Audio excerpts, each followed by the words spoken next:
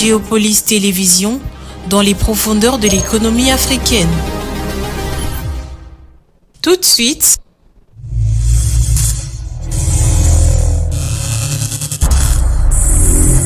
le journal.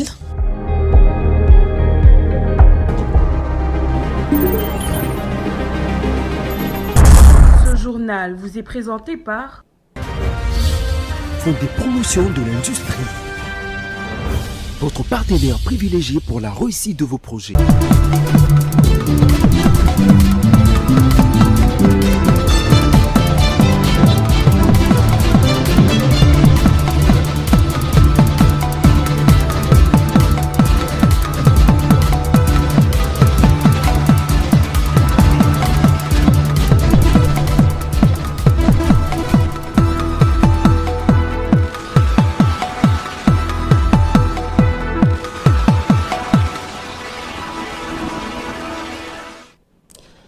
Merci de votre fidélité à Géopolis Télévision. Bienvenue à cette session d'information dont voici les principaux titres.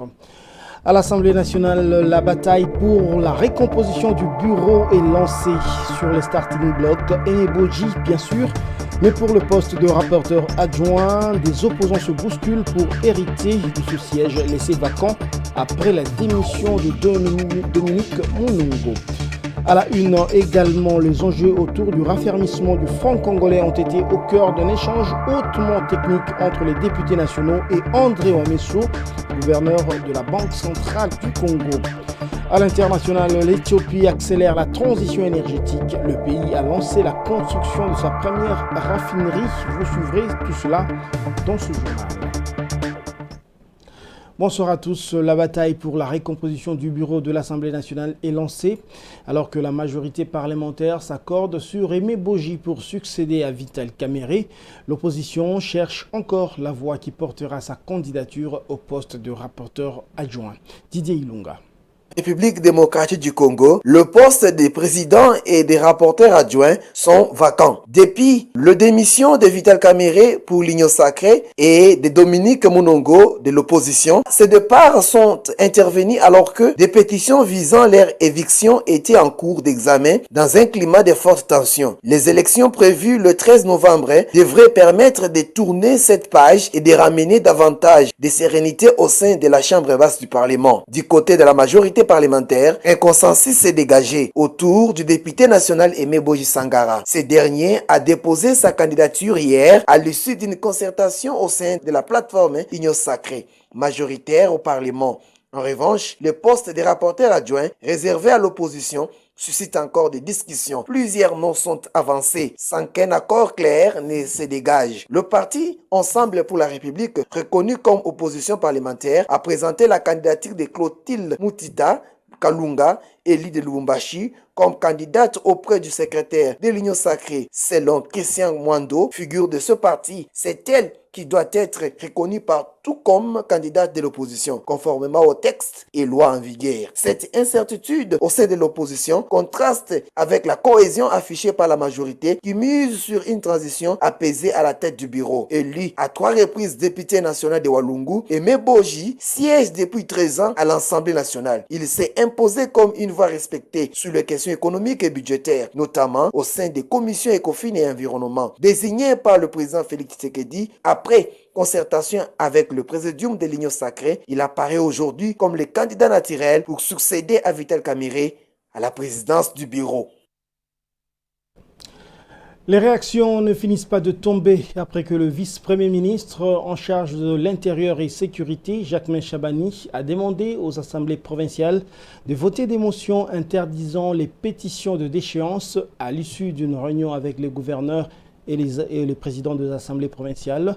Dans l'opinion, certains y voient une violation de la Constitution, tandis que d'autres soutiennent cette initiative pour, disent-ils, préserver la stabilité des provinces. Encore une fois, Didier Ilunga. Les honorables membres des bureaux doivent conduire les assemblées respectives à adopter une résolution suspendant les pétitions et les motions pendant cette période de guerre. À Kinshasa, lors d'une réunion avec les gouverneurs de province et les présidents d'assemblées provinciales, le vice-premier ministre de l'Intérieur, Jacquemain Chabani, a demandé aux assemblées provinciales de voter des motions interdisant les pétitions de déchéance. Cette recommandation suscite des vives critiques. Pour certains analystes, elle constitue une violation de la Constitution et porte atteinte à la séparation de pouvoirs. Ils s'interrogent sur quel fondement légal peut-on imposer un moratoire sur les motions et pétitions. Les critiques dénoncent un traitement à deux poids, deux mesures, rappelant que des présidents d'assemblée provinciale ont déjà été démis sans réaction du pouvoir central, tandis que toute tentative de contrôle sur certains gouverneurs semble immédiatement bloquée. Certains observateurs y voient une volonté de protéger des gouverneurs proches du pouvoir, au détriment du principe de reddition des comptes. Plusieurs voix appellent désormais l'Assemblée nationale à recadrer le VPM de l'intérieur, rappelant qu'il n'est pas au-dessus de la Constitution ni des lois de la République. En toile de fond, la question persiste. Et cherche-t-on à préserver la stabilité des institutions ou simplement celle de certains individus? D'autres analystes estiment, au contraire, que cette décision pourrait sauver des institutions provinciales en proie à l'instabilité, tout en laissant planer la question des contrôles en cas de détournement ou de mauvaise gestion. Dans le domaine économique, réuni autour de la première ministre Judith Suminwa, le comité de conjoncture économique affirme que les efforts pour stabiliser le franc congolais portent désormais leurs fruits. Inflation maîtrisée, monnaie nationale en hausse et perspectives d'aide internationale. Kinshasa revendique une trajectoire économique positive. Daniela Kalala. Selon le comité de conjoncture économique, l'inflation est désormais maîtrisable. Elle est passée à 2,7%, bien en dessous de 7,8% initialement prévu. Résultat, les prix se stabilisent, le franc congolais regagne de la valeur et la confiance revient peu à peu sur le marché. Nous avons passé en revue la situation du cadre macroéconomique, qui est caractérisé par un renforcement de la stabilité du cadre macroéconomique, les reculs de l'inflation qui se projette à 2,7% en glissement annuel, contre une projection de 7,8%, tel que cela a été prévu dans le cadre du programme formel que nous avons avec les Fonds monétaires internationaux. Fort de ces résultats, les gouvernements veulent aller plus loin. Avec l'appui du Fonds monétaire international, ils lancent un plan pour mobiliser davantage des recettes, lutte contre la fraude douanière, révision des avantages fiscaux et simplification de procédures pour les entreprises. Un plan de mobilisation des recettes a été élaboré. Parmi les mesures qui vont être mises en œuvre et qui sont déjà en cours, il y a notamment la rationalisation des exonérations pour améliorer et maîtriser la dépense fiscale. Il y a les mesures de renforcement de la lutte contre la fraude douanière, notamment la mise en œuvre d'un programme de modernisation de la douane, l'installation des ponts bascules, la connexion et l'intégration de ces ponts bascules au scanner, mais également l'utilisation de l'alias documentaire au niveau du guichet unique du commerce extérieur.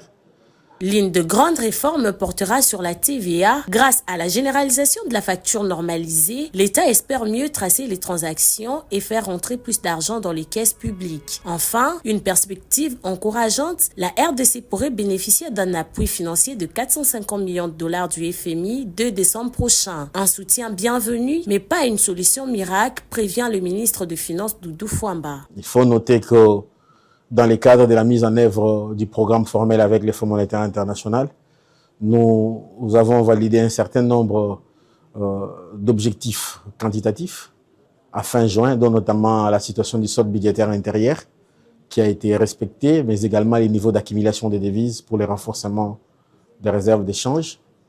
Les différentes réformes des finances publiques sont en train d'évoluer tel que nous l'avons convenu avec nos partenaires. Pour les gouvernements, l'heure est donc à la rigueur et à la continuité. Objectif, consolider les acquis économiques et traduire les chiffres positifs en mieux-être concret pour la population.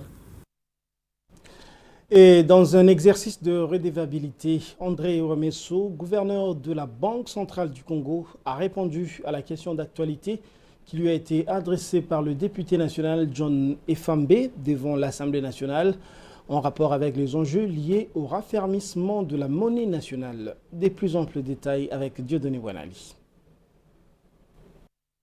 Les francs congolais et l'unité monétaire de la République démocratique du Congo, il a les pouvoirs libératoires sur tous les territoires nationaux.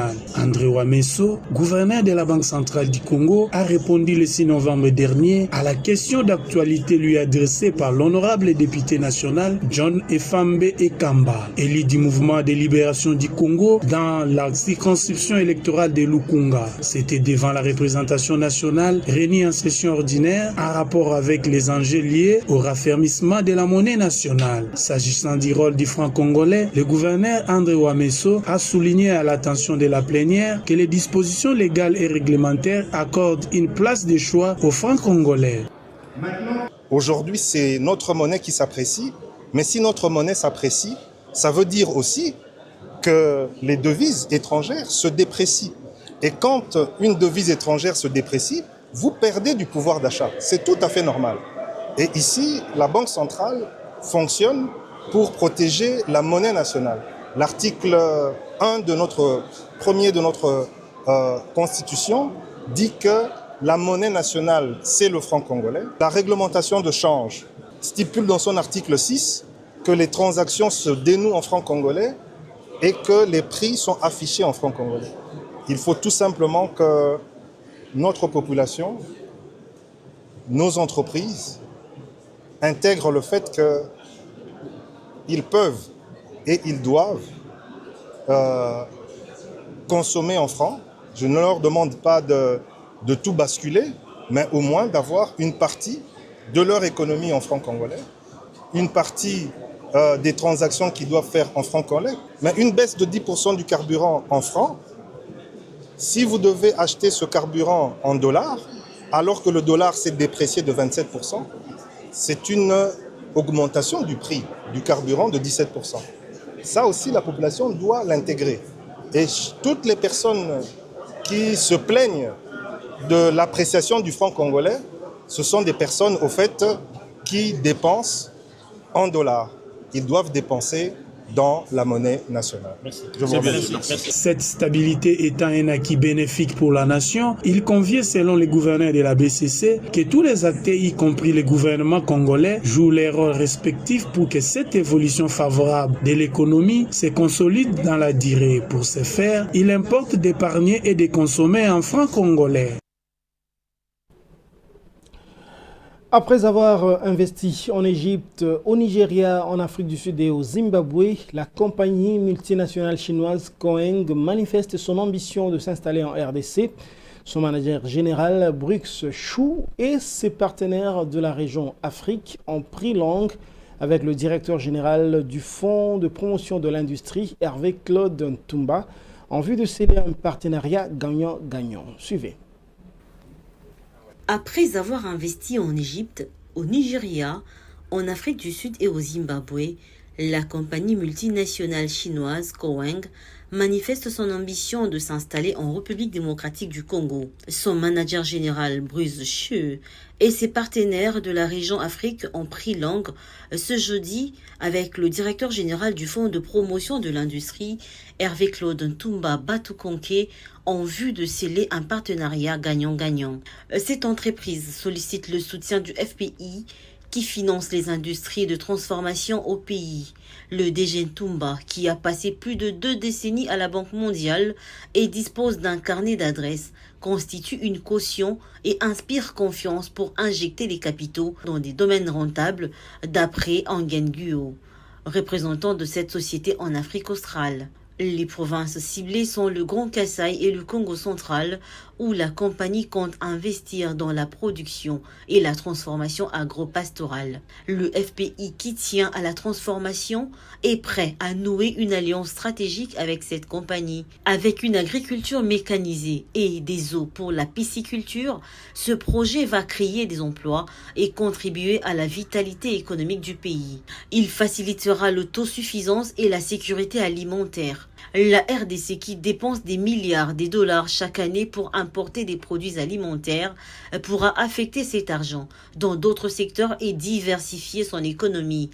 La RDC est capable de nourrir plus de la moitié de la population africaine et constitue un vrai marché pour les opérateurs économiques. Pour le DG du FPI, l'autosuffisance alimentaire fait partie des 6 engagements du 2e mandat du président de la République Félix-Antoine Tshisekedi Tshilombo.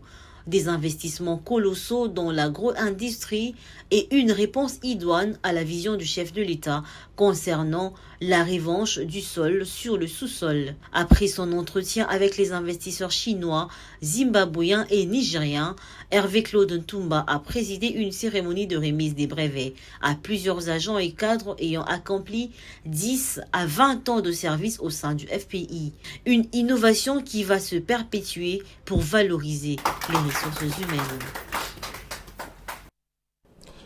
Et c'est une première en République démocratique du Congo. Le gouvernement a lancé officiellement le service national d'urgence Étoile Bleue, une initiative portée par le ministère de la Santé qui promet de transformer la gestion des urgences médicales dans tout le pays.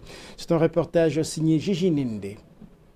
À Kinshasa, c'est une première pour le système de santé congolais. Sous la direction du ministère de la Santé publique, Hygiène et Prévoyance sociale, Dr Samuel Roger Kamba, le pays inaugure officiellement l'Étoile Bleue, le tout premier service national d'urgence médicale.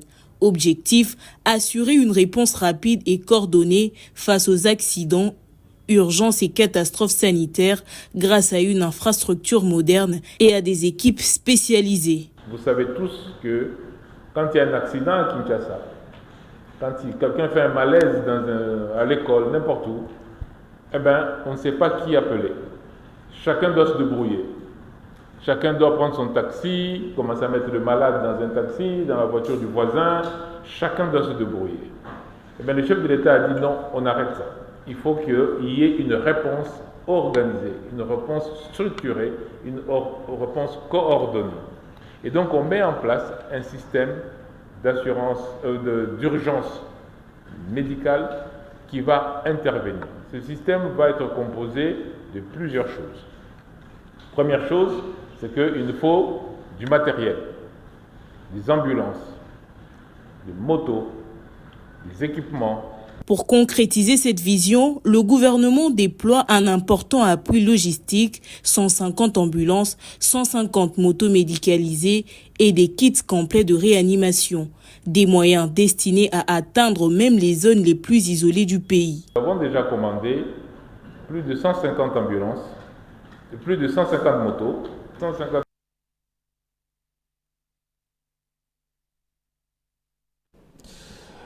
L'épreuve orale d'anglais fait désormais son entrée à la session de l'examen d'État dès 2026. Dans une correspondance adressée aux inspecteurs principaux provinciaux de l'éducation nationale et nouvelle citoyenneté, l'inspecteur général chef de corps Hubert Kimbonza Sefou a instruit ses inspecteurs justement de prendre toutes les dispositions quant à ce. Encore une fois, Gigi Nende.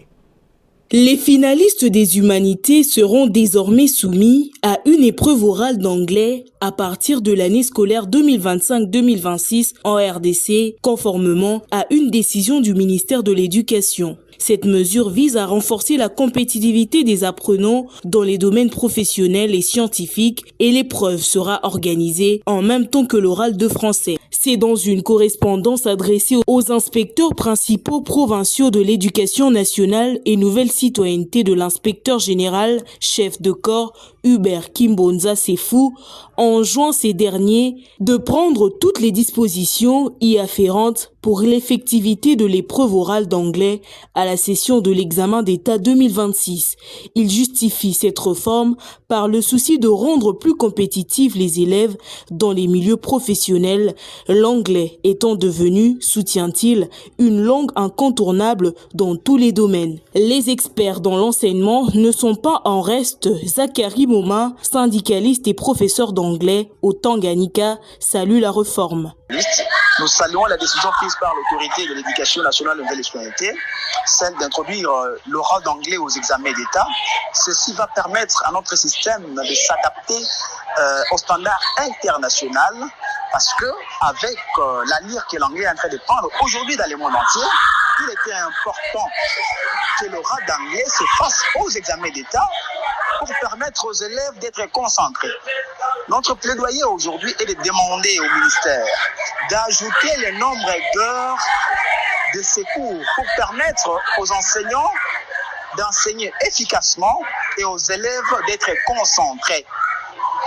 Je suis syndicaliste, en même temps professeur d'anglais. Je salue cette décision et nous demandons aux enseignants d'être concentrés et même aux élèves d'être concentrés d'une manière à faire valoir cette décision. Cette réforme souligne une étape importante vers une éducation plus ouverte sur le monde où la maîtrise de l'anglais n'est plus perçue comme un simple atout, mais comme une nécessité. En sport, le comité de normalisation de la Fédération congolaise de football, l'association ordonne à Chris Production de suspendre momentanément la diffusion en direct de matchs du championnat national, le temps de régler certains litiges liés aux droits télé. Cette décision entraîne l'interruption des retransmissions, laissant les supporters dans l'attente d'un accord définitif entre les parties concernées. Blaise Kouzola. Depuis quelque temps, le match du championnat national ne sont plus retransmis sur la chaîne Chris Production. Cette décision fait suite à une demande formulée par la Fédération congolaise de football association à travers une résolution adaptée lors de la séance du 30 octobre dernier. Cette mesure a été saluée par l'association des dirigeants de clubs qui estiment qu'elle pourrait permettre à toutes les parties de s'accorder sur une meilleure gestion de droits télévisés. Dans le monde du football moderne, ces droits représentent en effet une source de revenus essentielle pour le club comme pour les instances sportives. Selon plusieurs sources, Chris Production aurait reçu du trésor public une somme avoisinant 800 000 $ américains destinée à être répartie entre la Linafoot, le club et la chaîne nationale. Toutefois, la répartition effective de ces fonds reste flou. En tant que producteur de match, l'agence Chris Production n'aurait pas dû assurer également leur diffusion, une double fonction considérée comme contraire au règlement en vigueur. Actuellement, Chris Production agit à la fois comme producteur et diffuseur du championnat national Illico Cash Ligue 1 sans s'acquitter des droits télévisés auprès de la Linafoot. Certaines sources avancent que la société ne verserait qu'environ 80 000 $ à la Ligue, un montant jugé insuffisant. La commission de gestion de la Linafoot affirme d'ailleurs ne pas reconnaître l'existence d'un tel versement dans ses caisses. De son côté, l'agence Chris Production s'est dit ouverte à une négociation avec la FECOFA, une volonté exprimée dans sa correspondance du 4 novembre dernier. Plusieurs observateurs estiment qu'une table ronde serait nécessaire pour faire la lumière sur le paiement antérieur et clarifier la situation financière entre les différentes parties. Face à ces climats de tension, le comité de normalisation dirigé par Madame Belinda Luntadila aurait engagé de pourparlers très avancés avec un consortium en vue d'un nouveau partenariat. Ces projets viseraient à garantir une meilleure répartition de revenus issus de retransmissions et à assurer une transparence totale dans la gestion de droits télévisés du championnat national. L'objectif affiché par Belinda Luntadila est clair, trouver un accord équitable pour le bien de toutes les parties prenantes, clubs, ligues, diffuseurs et supporters. Place à présent à la page internationale.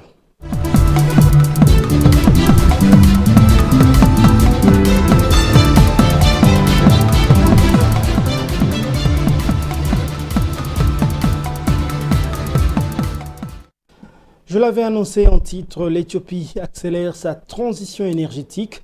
En octobre 2025, le pays a lancé la construction de sa première raffinerie et élargi l'interdiction d'importer les véhicules diesel et à essence. Suivez. Le ministère de l'eau et de l'énergie d'Éthiopie a annoncé l'instauration de mandats contraignants des mélanges de biocarburants couvrant les carburants routiers et d'aviation d'ici à 2035. Les mesures relayées lundi 3 novembre 2025 par la presse s'appuient sur la stratégie nationale révisée des biocarburants élaborée en juin 2025, sous l'égide du ministère de l'eau et de l'énergie. Celle-ci vise à réduire la dépendance du pays aux importations d'hydrocarbures, à structurer une production locale et fixe des objectifs différenciés par filière. Cette orientation s'explique à la mobilisation de plusieurs centaines de millions de dollars d'investissement pour développer les capacités industrielles locales. La mise en œuvre de la stratégie nécessitera la création d'unités industrielles capables de convertir les mélasses et d'autres résidus agricoles en carburant liquide. Une installation à alcool vert kérosène de 2000 B/J représenterait un investissement de 376 millions de dollars pour couvrir environ 6% de la demande nationale de kérosène. Le même rapport identifie en outre les filières de valorisation des déchets municipaux en carburant liquide nécessitant environ 547 millions de dollars d'investissement pour une capacité comparable. Les plans du ministère éthiopien prévoient la réhabilitation des distilleries en parallèle. Le plan du ministère éthiopien prévoit la réhabilitation des distilleries d'énazole liées aux sucreries publiques et à la création de nouvelles installations. L'objectif est d'augmenter les productions nationales d'éthanol carburant et de permettre des taux de mélange de 10 à 20% dans l'essence utilisée pour le transport routier. Ces besoins d'investissement se superposent à une contraire extérieure tangible. La facture des importations de carburant a augmenté de 14,6% pour atteindre 4 milliards de dollars, soit 23,1% du total des importations des marchandises. Cette charge en devise pèse directement sur la balance des paiements et souligne les dépendances énergétiques du pays. L'avenir de la stratégie des biocarburants de l'Éthiopie repose sur la capacité du pays à mobiliser les partenaires financiers. Le gouvernement étudie la création d'un fonds national pour les biocarburants afin d'attirer les capitaux privés. Le gouvernement béninois a annoncé lors d'un conseil des ministres la création des pôles économiques régionaux destinés à soutenir la politique nationale de promotion industrielle. Cette décision vise à offrir un cadre de développement adapté aux entreprises agréées au Code des investissements, notamment celles actives dans l'agro-industrie et l'industrie légère, mais qui ne peuvent intégrer les zones économiques spéciales existantes. Myriam Likio pour le commentaire. Cette initiative s'inscrit dans la continuité de la loi numéro 2022/38 du 3 janvier 2023 cadre les régimes de zones économiques spéciales en République du Bénin. Depuis sa mise en œuvre, ce dispositif a permis d'installer un environnement favorable à l'essor industriel illustré par la réussite de la zone économique spéciale des Glo-Djibé. En quelques années, ce site s'est imposé comme un pôle majeur d'attraction pour les investisseurs et son dynamisme devrait bientôt être renforcé par les futures zones des Sémépoji et des Kouetou.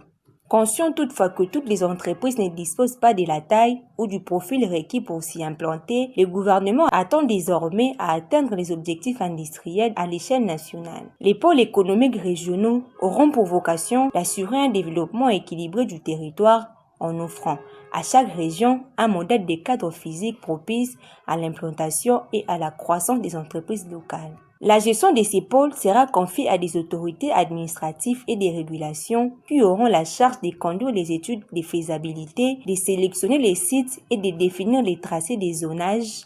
À travers de nouveaux dispositifs, le gouvernement béninois souhaite consolider les retombées de sa stratégie industrielle et favoriser une meilleure répartition géographique de l'activité économique sur l'ensemble du territoire.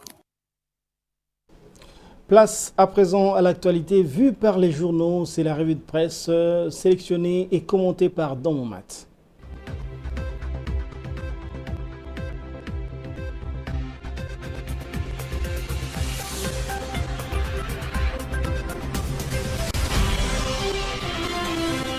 Bienvenue à cette dernière édition de la revue de presse sur Géopolis Télévision. Mesdames, Messieurs, bonsoir. Géopolis.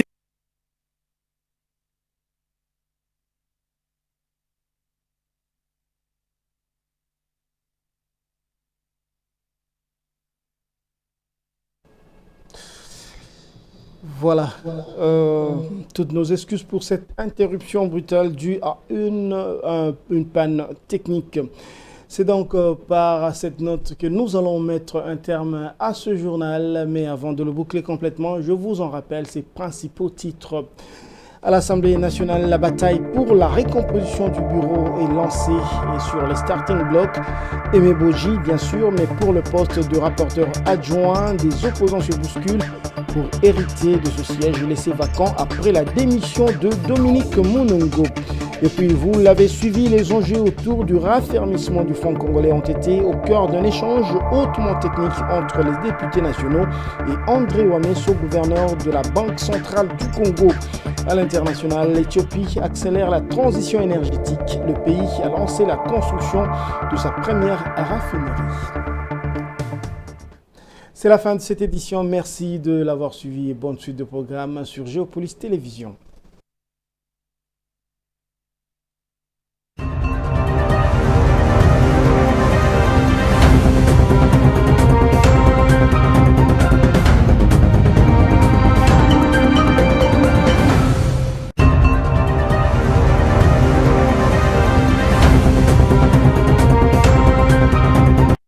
Ce journal vous a été présenté par Fonds des promotions de l'industrie.